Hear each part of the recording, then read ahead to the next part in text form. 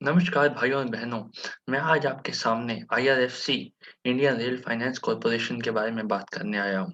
ये अभी हाल ही में लिस्ट हुआ है शेयर है जो अ, रेलवे को फाइनेंस करने वाली आर्म है गवर्नमेंट ऑफ इंडिया की। और इसके बारे में अभी आज बहुत ही खास दिन है इस कंपनी के लिए, क्योंकि ये पहली बार लिस्ट होने के बाद अपने तिमाही मतलब क्वार्टरली रिजल्ट्स अनाउंस करने वाली है। इस कंपनी के बारे में रिसेंटली आज के ही बिज़नेस स्टैंडर्ड न्यूज़पेपर में उनकी ऑनलाइन वेबसाइट पे एक बहुत ही ख़ास खबर छपी है, जिसके बारे में मैं इस वीडियो में आप लोगों से ज़िक्र करना चाहूँगा। उससे पहले अ, उससे पहले हम 1 मिनट नज़र डालते हैं इंडियन रेलवे फाइनेंस कॉर्पोरेशन के ऊपर। तो आप सब लोग जानते हैं कि ये कंपनी जो है हाल ही में लिस्ट हुई कंपनी है, और जिसके बारे में ज़्यादा इन्फॉर्मेशन पब्लिकली अवेलेबल नहीं है, क्योंकि शेयर भी इतना अच्छा परफ़ॉर्म नहीं कर पाया था आईपीओ में। किसी को भी इतना भारी लिस्टिंग गेन नहीं हुआ था। पर फिर भी इसके बारे में बहुत पॉज़िटिविटी है मार्केट में, तो क्यों ना हम इसके बारे में थोड़ा और गहराई में जानकर देखें। तो जैसा कि आप जानते हैं कि हाल ही में लिस्ट हुआ शेयर है, और करीब अ, डाउन भी बहुत देखा है इसने, अभी आजकल स्टेबल होके ये ₹25 40 पैसे पे चल रहा है। तो आज के ही बिज़नेस स्टैंडर्ड न्यूज़पेपर में इसके बारे में आया है कि क्या ये प्राइवेट ट्रेन्स को भी, प्राइवेट प्रोजेक्ट्स को भी फाइनेंस करेगा?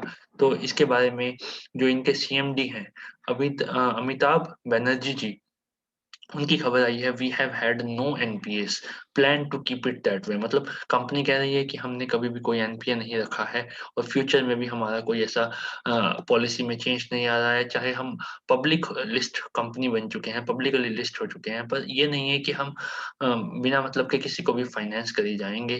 तो हम बहुत सोच समझ के चलने वाली कंपनी है। तो इसमें जब उनसे बहुत सारे क्वेश्चन्स पूछे गए, तो अगर आप देखेंगे ये आज ही की डेट में पूछे हुए क्वेश्चन्स हैं। 13 फरवरी 2021, मतलब आज ही की खबर है ये। बिल्कुल लेटेस्ट खबर मैं आपको दिखा रहा हूँ। तो अगर आप इसमें नीचे आके देखेंगे कि क्या हुआ ऐसा? Are you open to financing private rail projects? इनसे क्वेश्चन पूछा गया सीएमडी जी से कि क्या आप प्राइवेट रेल प्रोजेक्ट्स को भी फाइनेंस करना चाहेंगे?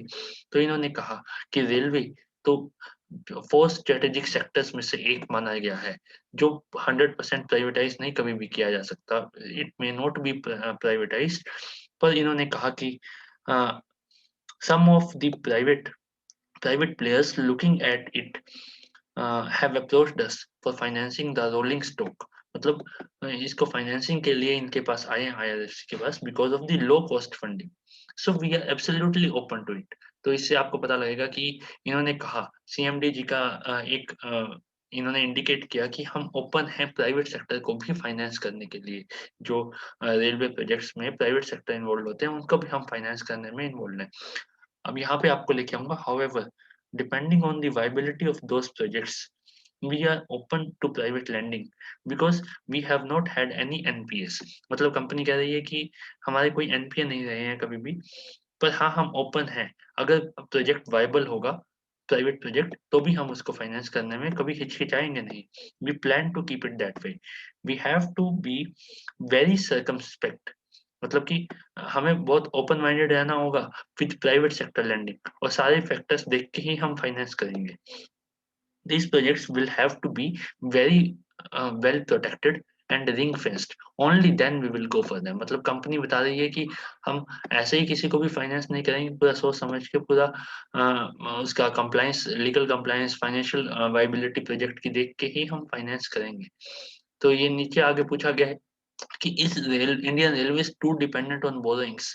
तो इसमें ये बताते हैं कि ऐसा नहीं है, चाहे हमारे ऊपर बजटरी लिमिटेशन है, लिमिटेड पोर्शन है जो बजटरी ग्रांट मिलती है इनको, they have to extend it on a proportionate basis. मतलब कि उनको प्रोपोर्शन बेसिस पे ही एक्सटेंड किया जाता है। मतलब ऐसा नहीं कि जितना आ रहा है पैसा वो सारा का सारा आगे पास कर दिया जाता है।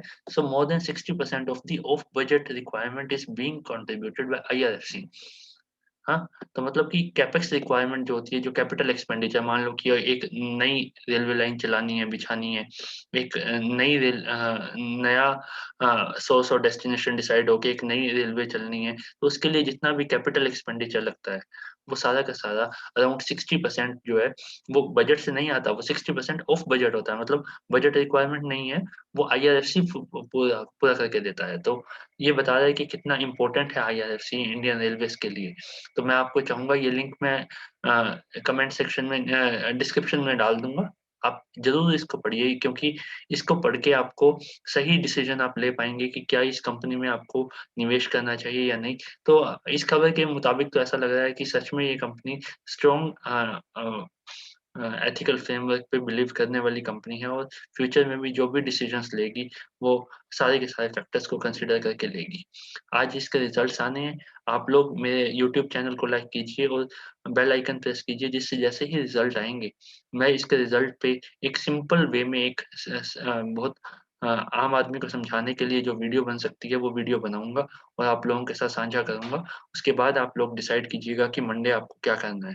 और मैं आप लोगों को बता देना चाहता हूँ कि अभी रिसेंटली इन्होंने एक इंटरिम डिविडेंड भी की डेट भी अनाउंस की है। तो आप उस खबर को भी ज़रूर ध्यान में रखिएगा, क्योंकि अगर उसने इंटरिम डिविडेंड अनाउंस किया है कंपनी ने, डिविडेंड अनाउंस नहीं किया है, रिकॉर्ड डेट अनाउंस कर दी है। तो इससे पता लगता है कि बहुत जल्दी, ये बहुत स्ट्रॉन्ग इंडिकेटर है कि बहुत जल्दी कंपनी एक इंटरिम डिविडेंड भी अनाउंस करने वाली है। धन्यवाद।